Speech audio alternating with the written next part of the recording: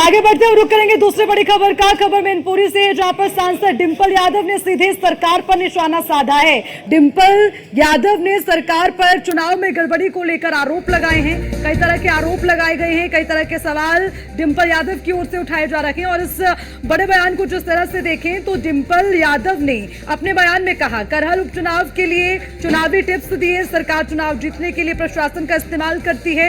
ये बड़ा बयान। प्रदेश में उपचुनाव में भी समाजवादी पार्टी सभी सीटें जीतेंगी, सीट का भी दावा डिंपल यादव ने किया। उसी के साथ नवाब सिंह को लेकर बोली डिंपल यादव, कहा पार्टी लंबे समय से सदस्य नहीं है, पार्टी का सदस्य नहीं है लंबे समय से, इस बात को लेकर भी बयान दिया। और उसी के साथ भाजपा के सक्रिय सदस्य के रूप में कार्य कर रखे नवाब सिंह को लेकर बयान देती हुई डिंपल यादव नजर आएंगे। लेकिन इस बीच जो सबसे महत्वपूर्ण रहा वो ये कि सरकार पर चुनाव जीतने के लिए प्रशासन का इस्तेमाल करने का आरोप लगा है।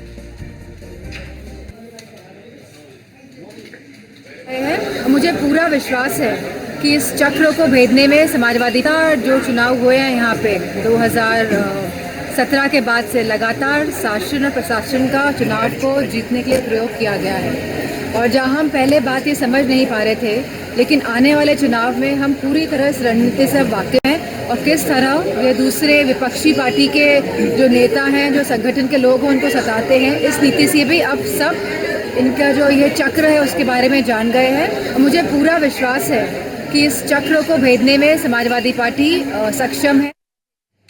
और इसी खबर पर ज्यादा जानकारी के साथ लखनऊ से हमारी संवाददाता स्कंदिता मिश्रा हमारे साथ जुड़ गई हैं, उनसे ज्यादा जानकारी लेंगे। स्कंदिता, आपसे समझना चाहेंगे, देखिए यहाँ पर कई तरह के बयान डिंपल यादव ने दिए हैं, चाहे वो नवाब सिंह को लेकर हो या फिर समाजवादी पार्टी के उपचुनाव में जीत को लेकर हो। लेकिन जो सबसे बड़ा बयान वो ये कि डिंपल यादव ये कहती नजर आई है कि सरकार चुनाव जीतने के लिए प्रशासन का इस्तेमाल करती है। डिंपल यादव का इतना बड़ा आरोप भी और ये बड़ा बयान कैसे से देखें?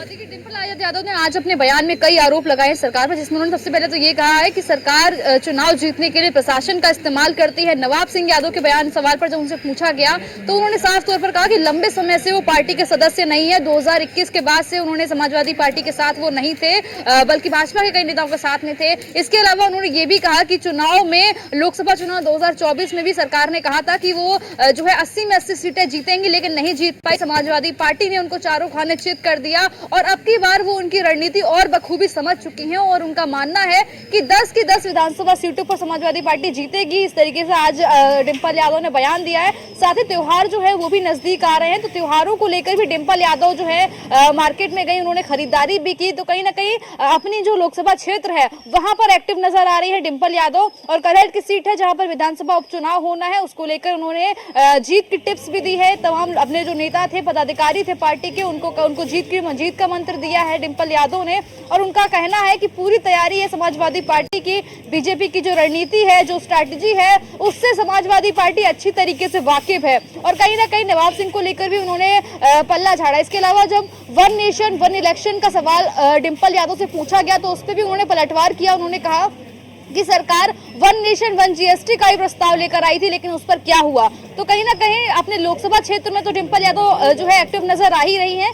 साथ ही साथ जो राजनीतिक मुद्दे हैं जिन पर अधिकतर हमें राजनीति देखने को मिल रही है, उन पर भी डिंपल यादव ने बयान दिया और कहीं ना कहीं कहती हुई नजर आई कि समाजवादी पार्टी जो है वो अब कहीं ना कहीं पूरी तरीके से एक्टिव नजर आ रही है। 10 की 10 सीटों पर उन्होंने बात की कि जो है जी ठीक है स्कंदिता, बहुत बहुत शुक्रिया तमाम जानकारी के लिए।